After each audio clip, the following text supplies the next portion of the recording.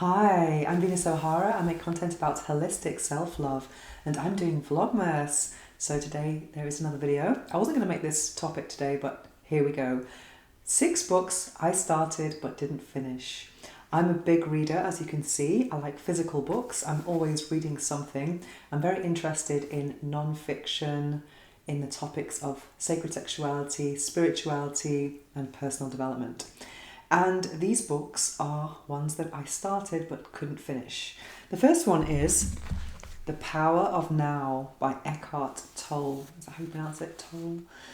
Have been recommended this book by so many people. Many people have told me this is the book that changed their lives. And on my podcast, for example, I always ask my guests, what is the book that changed your life? Because I really want to know about, I'm really interested in expanding my book collection. And books can be life-changing. I know several books that I have read have definitely changed my life and altered or expanded my perception on life or even changed it. And this is one that's been suggested many times, but I just didn't connect with it. I tried. I will read it at some point. Maybe it's just not the right time, but I'm just not really connecting with the text. So yeah, and also it's got these little squiggles in it where you're supposed to stop and contemplate. But when I read, I just want to read. I don't want anyone telling me where to stop. I just want to stop whenever it feels natural to me. So a lot of it is kind of things I know, but that doesn't mean that's not a good thing. It's always good to revisit the message or messages.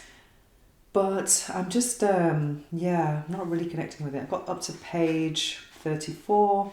Hopefully I will finish it one day because I know that if a lot of people say it's mind-blowing and life-changing, then it's got to be good. The next book I started but didn't finish is Women Who Run with the Wolves. This is an amazing book, but it's a big book. And I got up to about halfway now. I got this book last Christmas from a friend, and I was really excited about it because, again, it was recommended to me by more than two guests on my podcast. And these 2 guests are women who really inspire me. And it's a great book. Every chapter has a little fairy tale or folklore story. And then there's an analysis of the story. And a lot of the themes are themes that affect women in their lives. And it's very different aspects of femininity and womanhood. And it's really about contacting the power of the wild woman. There is one story in it that I really remember that was about love. I think it was called Skeleton Woman. It's about someone being thrown off a cliff into the sea and they become a skeleton. And then one day a fisherman is going about his business just trying to catch fish. But then he actually pulls up this skeleton and he's like, whoa, I wanted some fish and I got this. And then he goes back to his campfire, wherever it is. And as he's sleeping with the beat of his heart, this skeleton woman comes to life and gets all this flesh on her and becomes a woman again.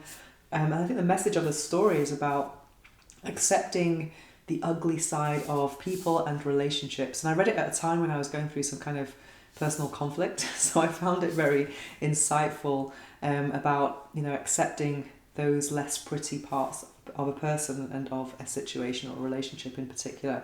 But yeah, this book has got many parts to it that I have underlined because it's just it's so full of wisdom. And so I definitely will finish this one day.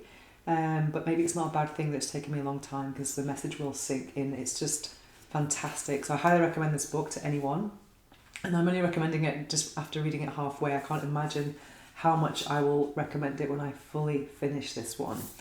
The next book I have started but haven't finished is The Untethered Soul by Michael A. Singer. And The Untethered Soul, The Journey Beyond Yourself.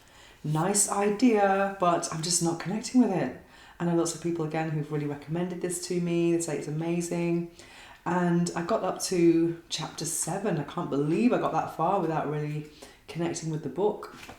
Again, it's been highly recommended to me, but there's another book by the same author that I really did love and finished, and that is The Surrender Experiment. This is the story of the author's life where he discovered meditation and just started to go through life without any particular objective, just surrendering to the moment and just seeing where life took him. And that's a fascinating story. It really inspired me as well, because I've always tried to be in control of everything in my life, whereas sometimes you just have to let go and allow things to happen, and also just allow for receptivity. And also in this book he does quote the untethered soul a lot. So I will try again, but it's not been the right time as of yet. And then another book that I started but didn't even get close was, oh my god, The Autobiography of a Yogi. This was highly recommended. The classic story of one of India's great spiritual thinkers. And I think Steve Jobs has recommended this book a lot, or he used to read it a lot, and a lot of great people have recommended it. But that doesn't mean you're always going to like it. I think sometimes we choose films or books based on reviews rather than personal preference, and I just do not connect with this at all. Maybe it's not the right time, but I might try and read it again one day. But this is very, very low on my list because I didn't really enjoy it. I just wasn't vibing with it. And the last book that I started and haven't finished is The Diamond Cutter. And this is the Buddha on managing your business and your life. This book is amazing. It's not the easiest of reads. It's about the diamond business in New York, and it's got one chapter in it where there are about 45 or 40 something business problems with Buddhist solutions, and it's really interesting. There's lots of nuggets of wisdom in this. It's just so good. I stopped reading it because I went to England and I was in W.H. Smith, which is a very famous bookshop there, and they have this amazing gift, this amazing offer of buy one, get the second one half price. So I got about 4 books when I was there. So this was put on hold, and then I started reading these other 4 books. And it's just brilliant. So now that I've finished reading one of those 4 books, I will be resuming this tomorrow, and I can't wait, because it's just reading a couple of pages of this is just so full of wisdom. But something that really struck me about the chapter on the Buddhist solutions to business problems, it all kind of came down to, be honest, don't swindle people. And I was just thinking, isn't that obvious? Isn't that obvious? I mean, I am a bit naive in that sense that a lot of people, I kind of go through life with good intentions and honesty, transparency, and I'm always shocked when I learn that others don't have that philosophy. People who try to make money by swindling other people, I just don't get that. Why would you try and sell products that are faulty, that are dangerous, or I just don't understand? Or why would you exploit people? I don't understand that at all. So this is, it seems quite obvious to me why these things are the solutions, but I'm just fascinated in why the world doesn't work like that anyway. Yes, so, and I'm just, I've been thinking a lot lately about honesty in the professional domain. And I recently discovered that someone had been stretching the truth about their professional accolades and status, and I was just like, whoa, why would they do that? I was just absolutely blown away, and feeling a little bit naive about trusting what people tell me.